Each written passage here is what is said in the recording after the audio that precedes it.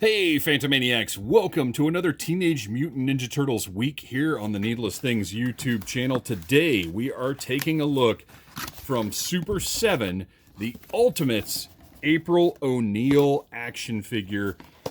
And this one I'm really interested, I'm really interested to open up all of them because I love this line. Super 7 Ultimates are, I think, one of the best toy lines going right now, if not the best. And, this April has gotten some criticism online for the way it looks, and I'm curious to see in person what she really looks like. Beautiful packaging, as we've seen. Please go back, watch all of the other, every video here on the Needless Things YouTube channel. Go like them all, subscribe to the channel, watch them over and over again, share them with your friends. But anyway, in the past Ultimates TMNT videos, I've talked about the packaging. I'm not going to belabor it today, but I do love the glossy embossed manhole cover with April and the cameras. I think that's cool. April O'Neil. Let's get that slipcover off and take a look at this figure, which I will immediately say, wow, looks great, I think. All right. On the back, we've got a little file card, a little biography, if you will. April O'Neil, TV news reporter and Turtles ally.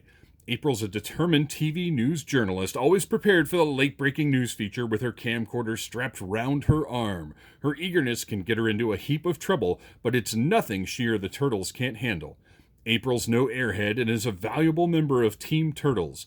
Being a human has its advantages, after all, like getting into places the Turtles can't. When the situation calls for more than a news flash, April's ready with a trusty gun, which is secretly locked inside her camcorder. This seems like such a bizarre thing. When ninjutsu can't handle it, April has a freaking gun. But that mirrors the original action figure, or rather, is what was present in the original action figure. Man, this figure looks great. Okay, so we're going to take our trusty 1964 box cutter. We're going to slice right through that adhesive circle. And we're going to get April out of this box and see what we're dealing with. April O'Neil's an essential part of the Turtles mythology, but I'm not going to lie. When I was younger, don't get me wrong, I had the April figure for sure. And she was part of, all the stories, adventures, whatever. But I can't say she was one of my favorite figures or one of my favorite characters, at least not until Judith Hoag portrayed her in the 1990 live-action movie. I think this looks great. I think people may not have seen it in person yet. All right, let's get the sprue out of here. We've got a microphone. And, of course, like all Ultimates, April comes with tons of hands, but in her case, they are little delicate lady hands that I'm going to try to be careful with here. I'm curious to know how sturdy the pegs, I don't want to find out the hard way, but I'm curious to know how sturdy the pegs are on these, because one of the issues that I had with Mezco's 112 Collective lately, which I know I bring that up a lot in these videos, but it is, I think, the greatest action figure line of all time. But some of the pegs on Mezco's interchangeable hands have been very easy to break, but these seem pretty sturdy. The hinge moves really nicely. We're okay here. Her hand is a little misshapen. Gonna have to heat that up a little bit, but I mean, look, it's a delicate lady hand. Looks great, I think. So you've got a couple of open hands, a couple of trigger hands, and a couple of they're a couple of C grips. So I wonder, are her default hands just fighting fists? So they sure are. All right. Dollar Tree fingernail clippers. Keep them at your side so you can snip through those annoying twist ties. And let's see what else we've got here. I've got a tripod. She has her camcorder as the file card called out. Her pistol, which is just, when I was a kid, the pistol made complete sense because, you know, I was a G.I. Joe kid, well, a Star Wars kid, whatever kind of kid you were back in the 80s. You know, your figures came with guns, regardless of what they were. Well, unless they were Mainframe or Breaker, who did not include guns. But it just seemed natural. It seemed natural. A lot of our toy lines back then were based around some form of combat or conflict or fighting or whatever. But nowadays, it just seems a little odd that a reporter would come with a pistol. But for the time, I get it.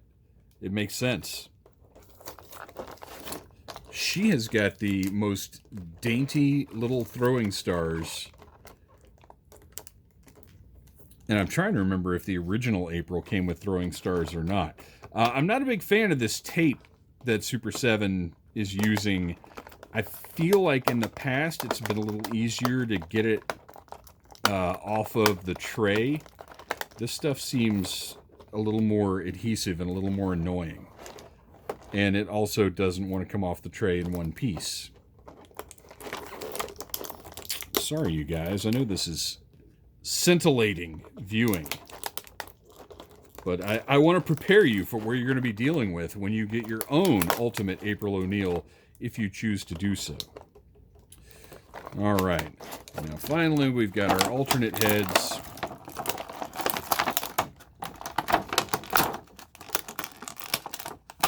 And our April figure.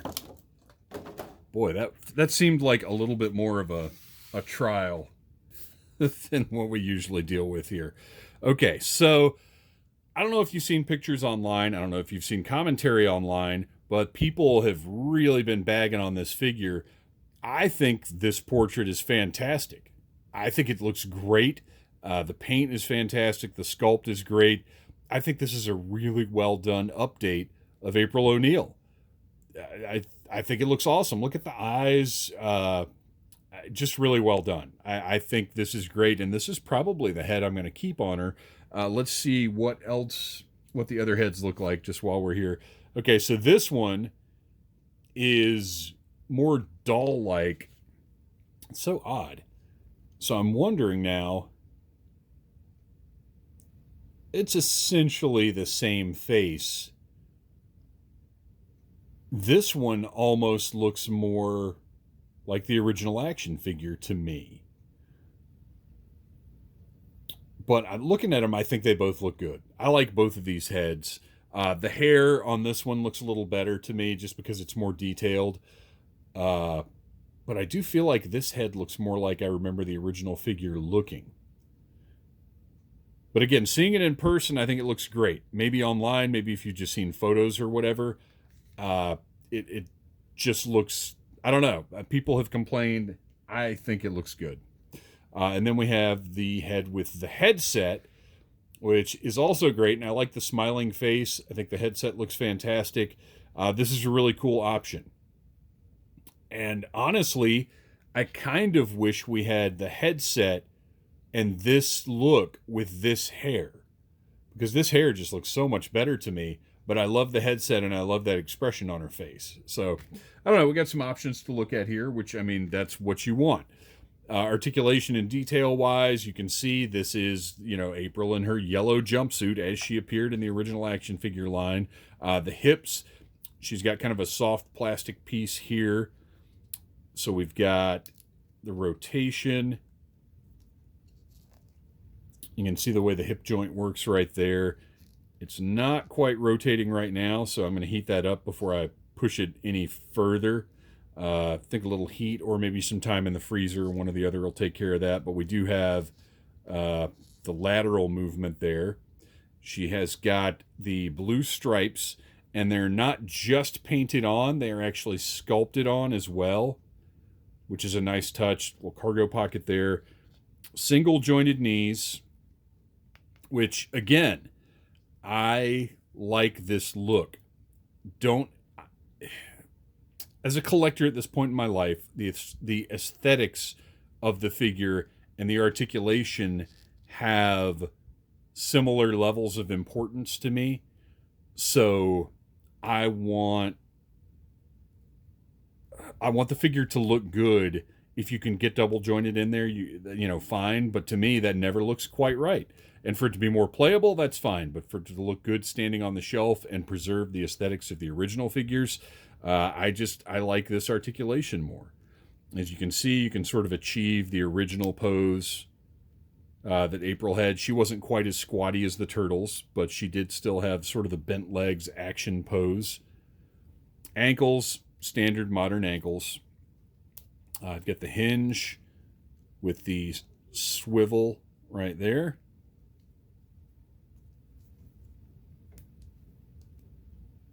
Work really nicely. That swivel doesn't quite want to turn. Again, I'm going to heat that up before I do anything else with it. And then on the back, turtles, just like the original figure. I think she looks great. I love it. Not my favorite action figure of all time, but a very well done update of that original April O'Neil. So let's take a look at more of the accessories. I mentioned the sprue. She's got all of the parts here on the sprue are included as separate pieces. Oh, I'm a little disappointed in that. I'm not going to lie. I wish that this was an actual hinge rather than being an old school, just single molded piece, because this, I mean, you can see there's already stress right here. That's a little disappointing. That should have been a hinge. This should have really been an upgrade over this. And that also means that this isn't going to stay closed very well. So that's not the best job from Super 7 on that one. Tripod is actually, I just realized the tripod is part of this as well. Now, this is not, I don't remember the original April coming with this tripod piece. I think she just had the camera. But if you see, the tripod is represented in the sprue right there. That's pretty cool. And then, of course, the camcorder, flashlight, her microphone, and her pistol. Oh, and also her dainty throwing stars. So we get... Okay, this is where this, to me, fails a little bit, because everything on the sprue, obviously, just molded plastic, no paint whatsoever. A cool tribute to the original toy line, although I do not believe April included this form like this. But the tripod, no paint on this whatsoever. It just is what it is. Microphone, it's got some paint on it. You can see it's got some darker and lighter silver. So actually that's enough detail. That's pretty solid there. Flashlight looks great. You can see it's got the red switch. The front is a little bit lighter. So flashlight looks nice. Camcorder, basically the same paint as the other pieces. The darker and lighter silver, and then the red button on the side. And then the pistol, which thankfully is not just the drab gray of the materials on the sprue. And it, let's see. I guess it just slides in like that. Surely that fits in there better than that. I'm trying to see here. That might be as good as that gets. So it just kind of sits in there. It doesn't really slide in securely. It just kind of sits like that, looking like a pistol.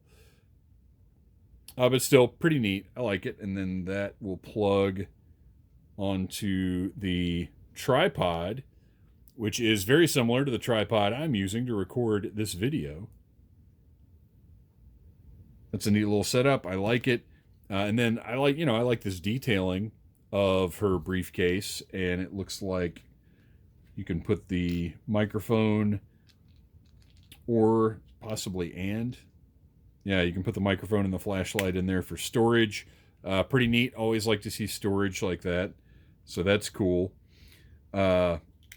Just really disappointed. The tripod is...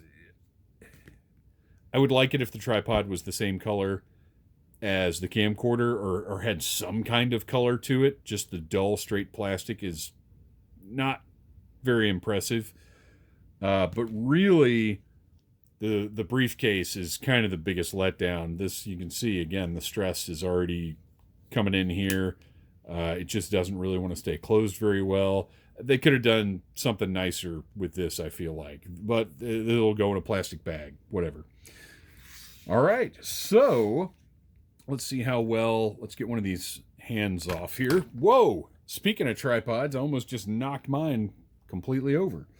Let's get one of these hands and see how well April... Now, it's interesting to note that the trigger hands have the up and down hinge on them, which I think is a pretty smart move, because if you want her to hold the camera right, she's going to need to be able to do it like that.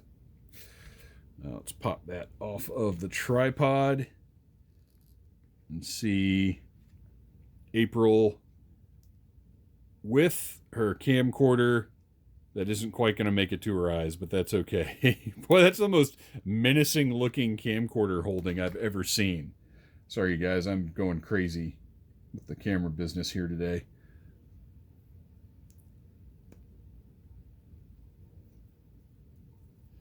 See if we can do... Oh, let's do this. Okay. For our final pose. Look at that. I like that. That's great. So, April O'Neil, ready for action. Teenage Mutant Ninja Turtles Ultimates. I think they did about as good a job on the figure itself as they could have. The accessories maybe could have used a little bit more, but very happy with it. It's going to look great on the shelf with the turtles. Thanks for watching, you guys. Please like, subscribe, share, and come back tomorrow for more Teenage Mutant Ninja Turtles goodness. Cowabunga.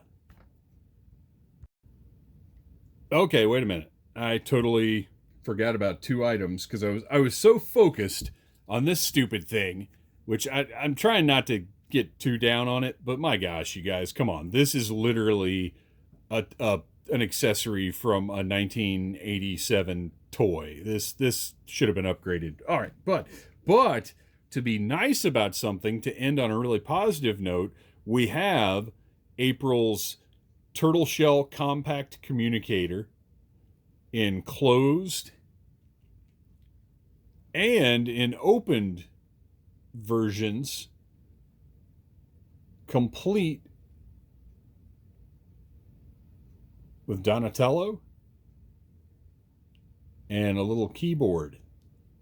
Why is Super 7 afraid of hinges? Like, why did we have to get two versions of the compact instead of just getting a compact that flipped open and closed? I guess hinges are probably expensive, and it's cheaper to do two completely separate pieces than to make one hinged piece, maybe. I don't know. That's my guess. But still, great little accessory. I love it. And then lastly, ultra super duper tiny, we have April's ID badge, her press pass from Channel 6. Great little additional piece. I like that it's separate, and they didn't just like mold it onto her her jumpsuit here, because that would have been, it wouldn't have been right. But I love that they did include the press pass. So very cool. There you go. So that's the whole deal. Thank you for watching, guys. Tune in tomorrow for more turtle goodness. Smash that like button if you like needless things.